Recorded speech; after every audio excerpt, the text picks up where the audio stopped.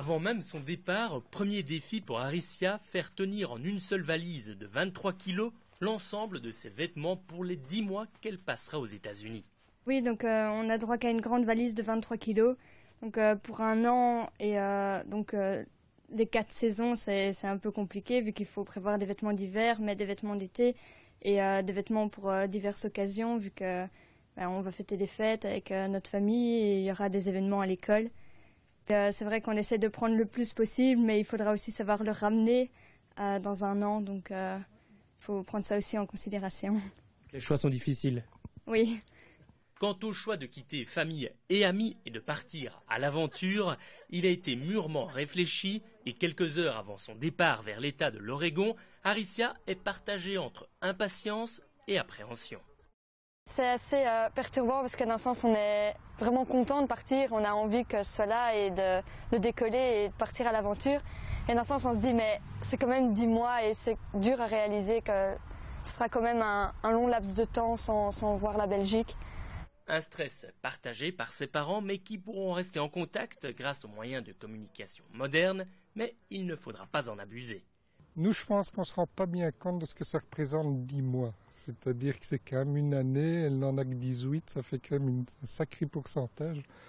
Donc je pense qu'on se rendra surtout compte au fur et à mesure. Bon, maintenant, il faut bien dire qu'avec les moyens actuels, Skype et autres, on sait qu'on va pouvoir communiquer de temps en temps, même si on nous conseille de ne pas le faire trop souvent pour ne pas trop interférer dans son immersion. Mais bon, voilà. C'est pas non plus comme si on n'allait plus avoir de nouvelles du tout pendant 10 mois. Intégrée dans une famille de la petite ville d'Harrisburg sur la côte ouest des États-Unis, Aricia vivra pendant 10 mois le quotidien des jeunes Américains, une immersion qui est sa principale motivation. Bien sûr, donc il y a le point de vue des langues et puis vraiment l'immersion totale dans la culture américaine où on se retrouve mais comme un jeune aux États-Unis, on suit les cours comme eux, on vit dans la famille comme un membre à part entière. Donc c'est vraiment ce côté immersion dans la culture du pays. Vous avez des craintes par rapport à ça, par rapport à cette découverte d'une nouvelle culture, d'un environnement totalement ou en tout cas fortement différent par rapport à celui-ci? Oui, plutôt dans la façon dont on parle aux gens. Si je dis quelque chose et qu'ils le prennent mal et que moi je le fais pas forcément exprès vu qu'on n'a pas le même humour, surtout ça peut vite mal passer alors qu'il n'y a pas de mal d'aucun des deux côtés, quoi. Et comme Aricia, ils sont chaque année plusieurs centaines en communauté française à partir, à refaire leur réto à l'étranger. Et si Aricia part, sa chambre ne restera pas pour autant inoccupée, puisque dans quelques jours, une étudiante australienne y posera sa valise. C'était le projet de notre fille, nous on n'y avait pas du tout pensé à ça.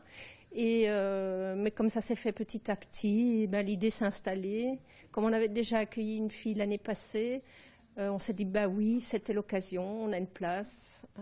Et puis c'est une fille qui vient tout à fait d'un autre milieu, donc oui, je pense que ça va remplir quand même pas mal. Que ce soit pour ceux qui restent ou pour celles qui partent, l'année scolaire qui arrive s'annonce donc particulièrement dépaysante.